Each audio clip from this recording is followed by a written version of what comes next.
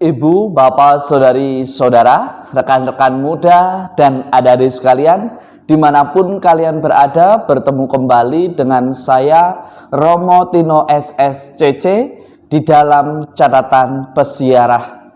Di dalam persiaran hidup, seringkali kita tidak menyadari, ternyata kita lebih mudah menghakimi, mengkritik, bahkan menyalahkan orang-orang yang ada di sekitar kita karena melakukan suatu perubahan ataupun berbuat baik tidak seperti apa yang kita bayangkan, daripada melakukan apa yang Tuhan Yesus firmankan, apa yang Allah sabdakan bagi kita orang beriman untuk kita lakukan dan kita hidupi di dalam persiaran hidup kita.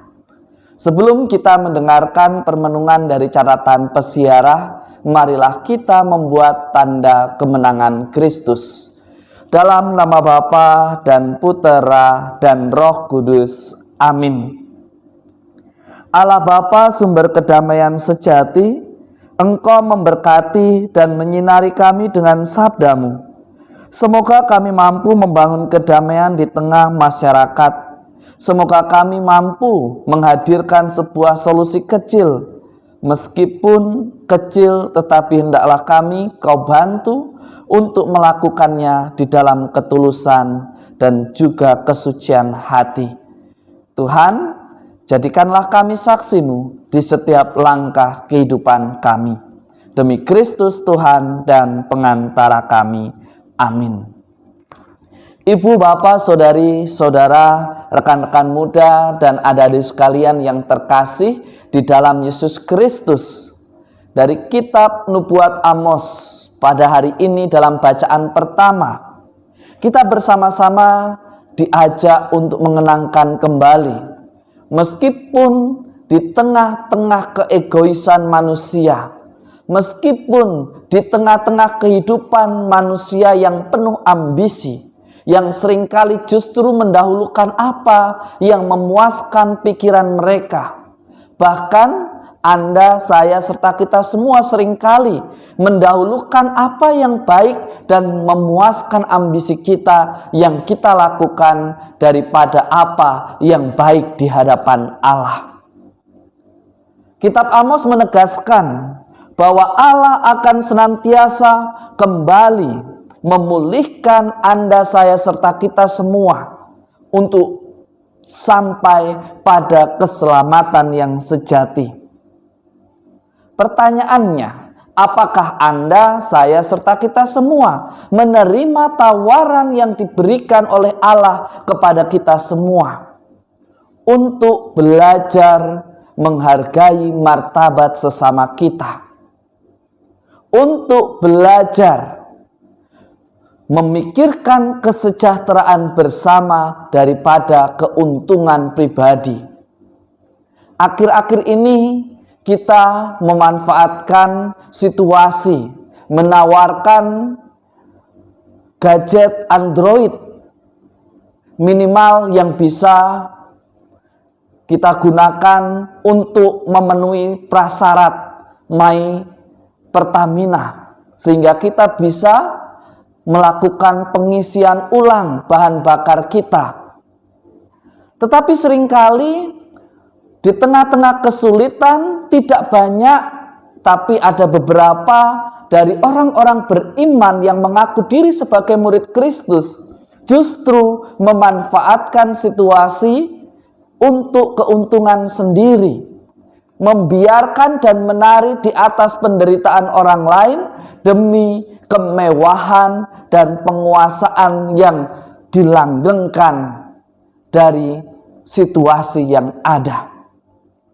Yesus menawarkan, sebagai orang beriman, mestinya kita harus berani menghadirkan kesejahteraan tanpa harus mengorbankan martabat manusia. Seringkali kita membalik.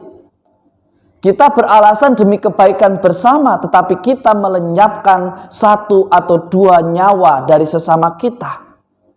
Mestinya kita harus belajar, mestinya kita harus berani untuk membuat suatu pembaharuan, perubahan ke arah yang lebih baik tanpa harus mengorbankan sesama kita, tanpa harus membunuh karakter dari mereka yang senantiasa menyumbangkan ide-ide kreatif, solusi-solusi yang bisa ditempuh sehingga semuanya sungguh dapat mengusahakan keselamatan Allah hadir nyata di dalam persiaran hidup kita. Tapi betullah yang dikatakan oleh Tuhan di dalam Injil suci menurut Matius. Memang bagi Anda, saya, serta kita semua seringkali lebih mudah menghakimi. Seringkali kita memilih untuk menunggu, dan ketika ada orang lain membuat perbuatan baik, kita mulai mencari-cari kesalahan, mulai mengkritik, mulai menghakimi. Padahal sebagai orang beriman bukan itu tujuan utama di dalam persiaran hidup, tetapi menghidupi apa yang Allah firmankan, menghidupi apa yang Tuhan Yesus sudah teladankan kepada Anda, saya, serta kita semua. Seringkali kita seperti orang-orang Farisi, seolah-olah kita yang mengawal aturan supaya tetap berlaku, tetapi kita sendiri yang justru melanggar. Seringkali kita berteriak-teriak bahwa ini adalah pelanggaran, tetapi kita sendiri yang tidak mengerti dan menghargai martabat manusia. Seringkali kita memakai agama, tetapi tanpa kita sadari kita sudah mematikan sumber penghidupan mereka. Karena tindakan-tindakan yang mengatasnamakan agama seringkali justru membuat begitu banyak orang kehilangan pekerjaan, dan akhirnya mereka tidak mampu menghidupi keluarga, dan akhirnya mungkin dan bisa jadi anggota keluarga mereka kehilangan nyawa karena kelaparan. Hari ini Yesus menegur Anda, saya, serta kita semua yang memiliki pengetahuan tentang keagamaan. Jangan sampai pengetahuan keagamaan kita mengikis kualitas iman kita. Jangan sampai pengetahuan yang kita peroleh justru membuat kita jauh dari apa yang kita imani di dalam hidup kita. Yesus mengingatkan Anda, saya, serta kita semua bahwa Ia menggunakan sebuah perumpamaan. Anggur yang baru tidak diisikan ke dalam kantong yang tua. Karena jika demikian kantong itu akan koyak sehingga anggur itu terbuang dan kantong itu pun menjadi hancur. Tetapi anggur yang baru mestinya disimpan orang dalam kantong yang baru, dan dengan demikian terpeliharalah kedua-duanya. Yesus tidak mengadili sesuatu yang lama, tetapi kalau kita ingin memahami aturan yang ada dan lahir di masa yang lampau, kita juga menggunakan cara pikiran kita yang lama. Latar belakang mengapa aturan itu ada. Latar belakang mengapa ada ketetapan dan keputusan yang demikian. Jangan sampai kita menggunakan cara berpikir kita bukannya memberikan solusi, tetapi seringkali justru mencari siapa yang bisa dikambing hitamkan di dalam persoalan yang ada. Sebagai orang beriman, Anda dan saya serta kita semua diingatkan kembali. Semakin kita mestinya mengetahui tentang pengetahuan keagamaan, semakin kita bijaksana dan mendalami apa yang kita imani. Bukan sebaliknya, mempelajari tentang agama, tetapi kita justru menjadikan agama sebagai candu yang membuat orang tidak bisa berkembang dengan talentanya. Tuhan Yesus menghendaki agar kita yang tahu, agar kita yang belajar, tidak menyesatkan, tetapi di dalam iman kita memberikan terang dan menjadikan diri kita sebagai inspirasi. Karena jika kita memberikan suatu pandangan dengan cara hidup kita itu bukanlah solusi.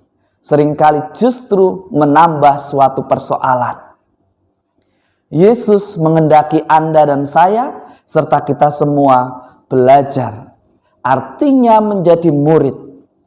Menjadi murid Kristus berarti menghidupi iman kita dan bukan mencari popularitas dengan menggunakan agama kita. Semoga berkat Tuhan senantiasa melindungi dan memberkati kita semua, Bapa, Putra, dan Roh Kudus. Amin. Keadilan akan berjalan seiring mengiringi persiaran hidup kita.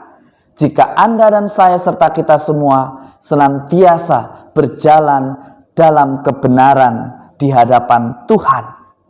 Damai akan mengikuti dan ikut serta menemani jika Anda dan saya serta kita semua di dalam persiaran hidup senantiasa menghormati martabat sesama kita dan memikirkan kesejahteraan bersama tanpa harus mengabaikan apa yang menjadi keutamaan hidup sebagai orang beriman. Mari kita jadikan akhir pekan ini sebagai sumber berkat dengan menghidupi apa yang Tuhan firmankan.